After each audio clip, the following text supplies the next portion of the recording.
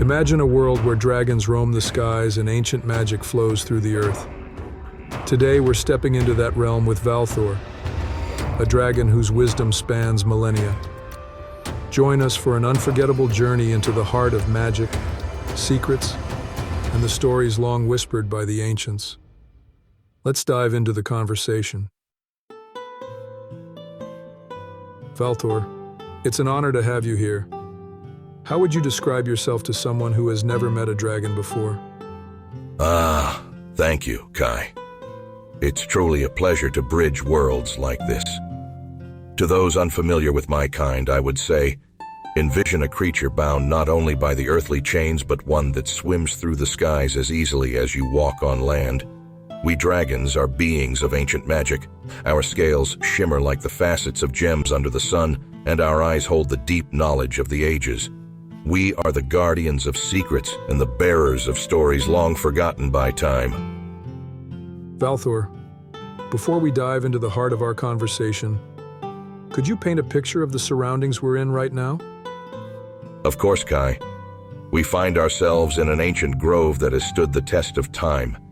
Imagine towering trees whose branches weave into the heavens, their leaves whispering the secrets of millennia. This grove is a sacred place for dragons, where the air pulses with old magic and the earth is rich with the memory of the world's genesis. It's a sanctuary where the mystical and the mundane meet, providing solace and wisdom to those who seek it. That sounds truly remarkable. Before we continue our interview with Valor, I'd like to pose a question to you, our viewers or listeners. Could you please give this video a like? Your support will indirectly help us create more content like this. Thank you. Now let's proceed with our interview. Shifting to your origins, Valor, how old are you? I am as old as the oldest tales. Millennia have passed since I first emerged from my egg, during an age when the world was wilder and magic coursed unabated through the lands and skies. Dragons are long-lived creatures, and I have witnessed the rise and fall of civilizations, each leaving their mark upon the world. And from these countless years, what is your earliest memory? My earliest memory is of my first dawn. The horizon blazed with hues of gold and crimson as I emerged from the darkness of my shell. My mother's ancient, wise eyes met mine, reflecting the fire of the rising sun. It was in that first light that I felt the profound connection to the earth and sky, an eternal bond that defines our kind. Dragons are often known for their magical abilities. How did you discover your own powers, such as flying and breathing fire? These abilities are innate, yet discovering them is a journey of growth and understanding. My first flight was born from necessity, learning to ascend the cliffs of my home to survive. As for breathing fire, this came later, as I learned to harness the energies that flow through the veins of dragons. It was a gradual awakening, learning to channel and control the fierce fire within, using it not just as a tool but as an extension of my very will. How do you feel when you soar through the skies? Flying is the purest expression of freedom. It is a transcendent experience, feeling the winds of the world rush against you, embracing the vast expanse of the sky. Every flight is a reminder of our ancient heritage, soaring high above the earth, connected deeply to the air and spirit. I can only imagine the thrill. Can you recount a particular story where your abilities played a crucial role? There was a time when a great darkness swept over the land, a shadow that threatened to choke the life from the world. It was a creature of nightmare and malice. I took to the skies, my fire the only light in a world dimmed by despair. The battle was fierce, the stakes monumental. My flames finally pierced the heart of darkness, dispelling the shadow.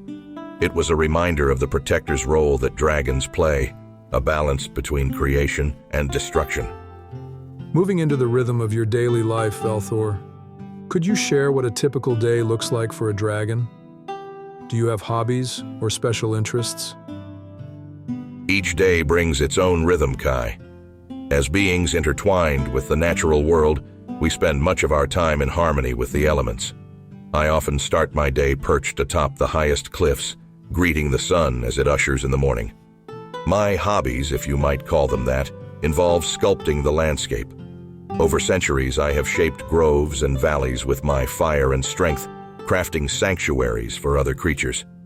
I also delight in collecting esoteric tomes and artifacts that contain lost knowledge and secrets of the magical arts. These pursuits not only entertain me, but also deepen my understanding of the cosmos. Your daily activities are quite fascinating. Could you share a specific example of how you've sculpted the landscape in your pursuits? Absolutely, Kai. One of my proudest creations is the Valley of Whispers. Centuries ago, it was a barren gorge, echoes lost to the winds. I molded the cliffs and planted groves that caught every whisper of the wind, turning it into a symphony of sound. Now, it's a place where creatures come to listen to the earth's secrets and where the wind carries tales of old. It's a testament to the power of transformation and patience, reflecting how even the most silent places can be given a voice. How do you maintain connections with other dragons or beings? Are there alliances or friendships among your kind? Dragons are solitary by nature, but we do forge deep bonds over our lifetimes. We communicate across great distances through roars that resonate with magical frequencies, felt only by those attuned to dragon kind. Friendships are rare but lasting. When we meet, it is a confluence of ancient minds sharing stories and wisdom. With other creatures, our interactions are more cautious, but I have allied myself with noble elves and wise humans who seek to preserve the balance of our world. Could you describe a learning experience that resulted from one of these alliances? Indeed, Kai. Many moons ago, I formed a bond with an elven sage named Thalia. She was a master of celestial magic, an art unfamiliar to dragons. Over decades, we shared our knowledge, my ancestral magic for her celestial insights. Together, we discovered new forms of magic that neither of our kinds could have conceived alone. This collaboration not only strengthened our bonds, but also expanded the horizons of what magic could achieve, blending our traditions to create something entirely new. What does a dragon eat, and how do you procure your food? Our diet is as varied as the lands we roam. I hunt large beasts using my fire to cook them just so. The hunt is a dance of flames and shadow, a skill honed over eons.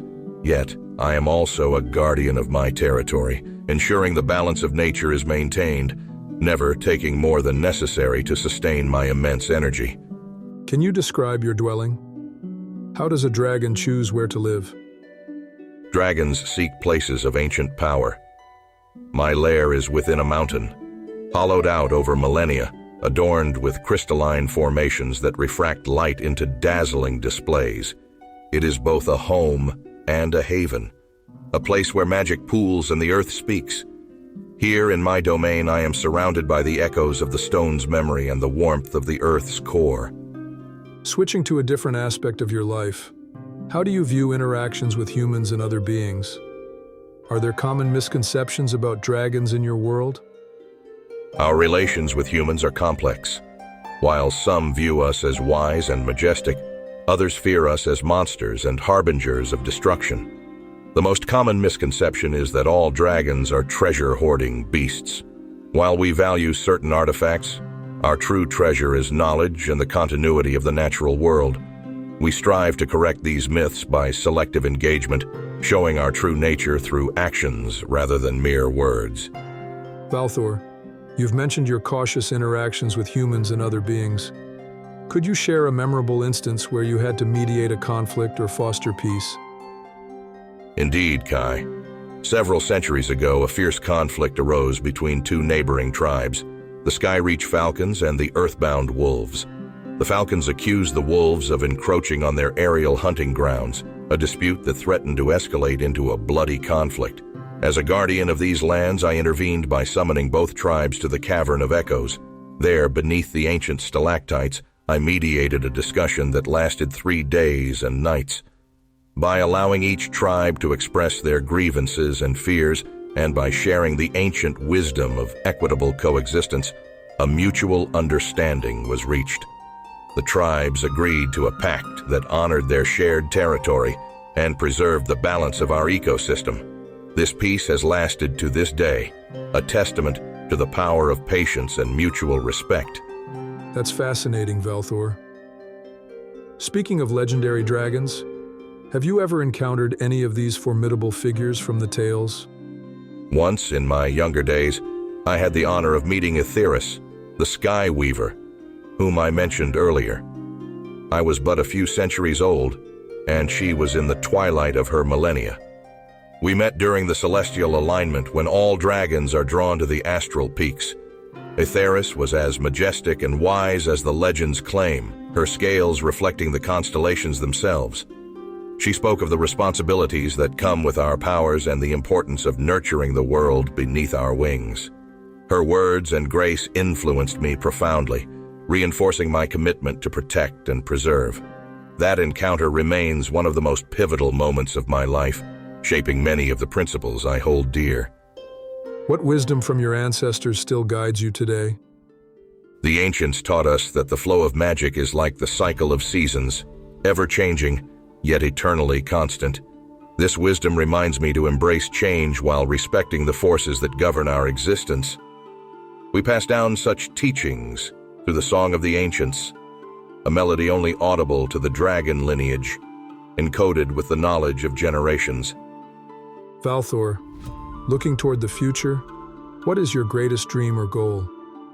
My aspiration is to see a world where all beings recognize the interconnectedness of their destinies.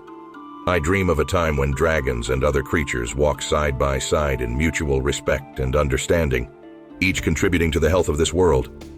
As guardians of ancient secrets and wisdom, dragons have much to teach and much to learn from the evolving tapestry of life. Are there legendary dragons from your past that you admire? I hold great admiration for Aetheris, the Sky Weaver. She was a dragon who lived many eons before my time and was known for her ability to weave the winds into breathtaking patterns. Aetheris crafted the first breezes of spring and the gentle gusts that whispered through the autumn leaves. Her legacy teaches us the importance of creativity and influence on nature's cycles, inspiring me to embrace my own impact on the world. In the tales of dragons, are there any objects or places of significant importance? There is the Cavern of Echoes, a place of profound significance to my kind. Located beneath the oldest known mountain, this cavern is lined with crystals that amplify magical energies. It is here that many dragons experience their first true connection to the ancient magic, hearing the echoes of the first dragon's roars. This cavern serves not only as a natural amplifier of our power, but as a sacred site for ceremonies and pivotal gatherings. With such a rich history and knowledge, do dragons have access to esoteric knowledge or hidden truths unknown to other beings? Yes, we are custodians of knowledge that predates the oldest ruins. This includes understanding the fundamental weaves of magic and the secrets of the universe's architecture. Our longevity allows us to study these complex systems in ways that shorter-lived creatures cannot. We also delve into astral journeys and metaphysical explorations that reveal the multi-layered aspects of existence, realms beyond the tangible. Valthor, you've spoken about the ancient wisdom passed down through generations. How do dragons specifically ensure that this profound knowledge reaches the younger members? The transfer of knowledge among dragons is a sacred act, Kai. It's not merely about passing down information, but ensuring the essence of our heritage remains intact. For instance, when a young dragon reaches a century, they undergo the rite of the first flame. They must ignite their inner fire under the guidance of elder dragons, a ritual that teaches them about their power and responsibility.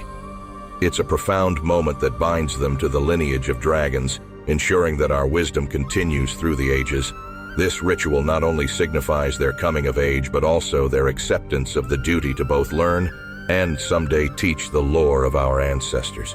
It sounds like a powerful and transformative experience. How do the young dragons typically react to such a significant rite of passage? It's a moment of great pride and deep reflection for them. Most young dragons feel a surge of purpose and connection to all who came before them. They realize that they are not merely creatures of fire and flight, but bearers of a legacy that spans the ages. Witnessing their first flame is akin to seeing the first sunrise. It's a reaffirmation of life and magic inherent in our kind. As you speak of the future, how do you envision the role of dragons in the evolving world? As the world grows, so must our role within it. We see ourselves as guardians, evolving into guides, sharing our knowledge and insight to help shape the future. With the resurgence of magic and the awakening of ancient forces, dragons will be crucial in maintaining the balance and teaching the newer generations to harness their powers responsibly. Reflecting on the broader existential ideas, how do you relate to concepts of eternity and transience? These concepts are at the core of our philosophy. We dragons experience both the fleeting moments and the vast stretches of eons. This duality teaches us the value of the present and the echoes of the past. We understand that all things are transient, yet part of a continuum that stretches into eternity. Such understanding gives us a unique perspective on life and its myriad experiences. Do you believe in fate, or do you think that beings create their own destinies? My belief lies in a blend of both. While there are currents in the river of time that seem preordained, each being has the power to navigate these waters with their actions and choices. We dragons feel the pull of destiny, yet we assert our wills, crafting paths that honor both our heritage and our individual desires. As we look to wrap up our time together, is there a message or a piece of wisdom you'd like to share with those who will hear this tale? To all who listen, remember that wisdom is not just about acquiring knowledge, but about understanding the rhythm of life. Embrace change as it comes. Hold dear the lessons of the past, and forge ahead with courage. We are all part of a grand, interconnected tapestry, where each thread, no matter how seemingly insignificant, contributes to the strength and beauty of the whole. Valor, your words resonate deeply, echoing the wisdom of the ages. Thank you for sharing your insights and stories with us. To all our listeners, if you found this conversation as enriching as I did, be sure to hit the like button and subscribe to our channel for more captivating interviews like this. You can also connect with us on social media. Until next time, may the winds of wisdom guide your journey.